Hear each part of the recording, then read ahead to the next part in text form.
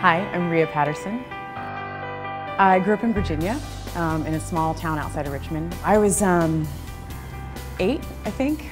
The school that I was in started a small dance company for the young, middle-aged, and teenagers. So we had a little competition group. We were called TLC, the little company is what we were called.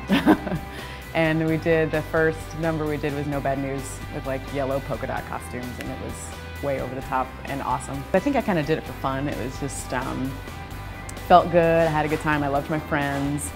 And then there came a time when, I think it was a number where I had these maracas and I was shaking the heck out of them and losing my mind. And I got this award for the most outstanding performance, and I was like, oh. So then I kept going. It kind of gets addictive, you know? As far as musical theater is concerned, I'm a very late bloomer. I knew at a very young age, maybe 14 or so, that I wanted to try and be a professional dancer. And I did well. I danced with a couple of companies, and it wasn't until a very good friend of mine kind of tricked me into musical theater. You know, he took me to an audition for an agency, and I had no clue what I was getting into, and then I started to get submitted for these shows that I'd never been in, wasn't in the union, had no clue, but I was in these, you know, tiny, invited, high talent calls, and I was like, okay.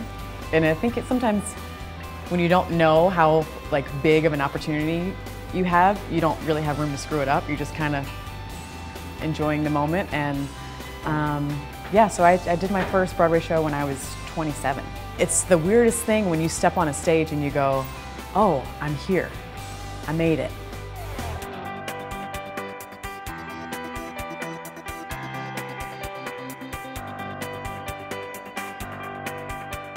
You just kind of have to take that moment in, you know, because your whole career has been uphill, uphill, uphill, and then all of a sudden you're standing at the top of the hill and you're like, oh, I've been climbing all this time and here I am, you know. So it was one of those really surreal moments.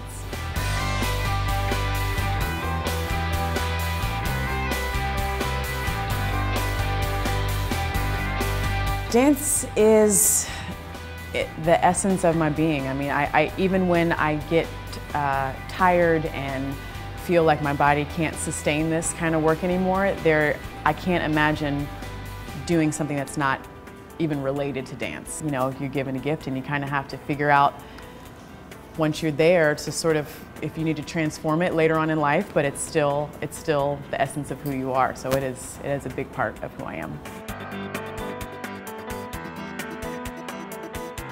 I had a great time today. When they contacted me about doing it, I was terrified because I looked at all the pictures and I was like, these dancers are fabulous.